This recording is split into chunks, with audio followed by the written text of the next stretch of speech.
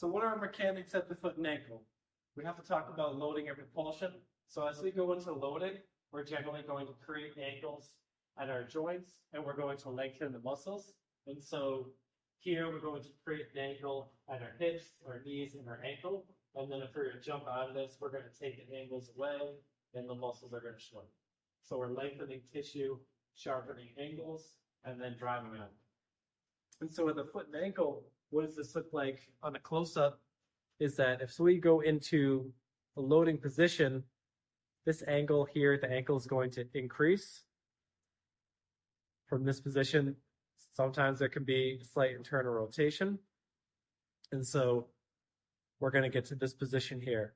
Now, this doesn't mean that we have to go into complete collapse, but it also doesn't mean that the foot has to stay extremely rigid.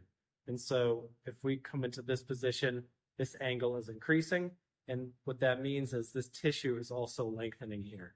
We talked about the forefoot inversion, rear foot eversion, how that's going to lower and lengthen the medial arch. So how much should that medial arch be lowered and lengthened? When it comes to a squat, we'd have to get to an ideal depth in order to have the power to jump out. So if we only come down to here, we're not going to have the power to be able to get any good distance on our height on this jump. If we go all the way down here, we're going to lose all of our power. So we have no power to be able to jump out. So we're going to go down to an ideal position that's going to be a little bit different for each individual. So we'll load here and propel. And so it's the same concept with the foot.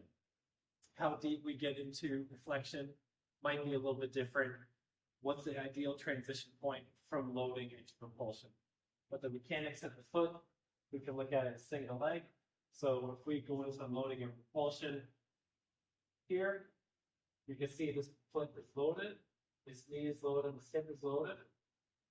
So we'll take the tension out, and we're going to load tension and drive.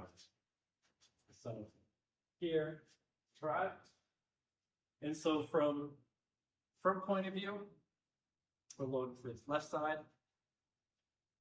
So we're here.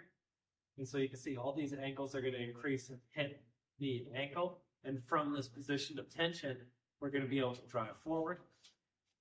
And from the rear point of view, let's say we have the left foot forward here, is we're going to load into this left side, ankle and the hip, the ankle are increasing, and drive forward.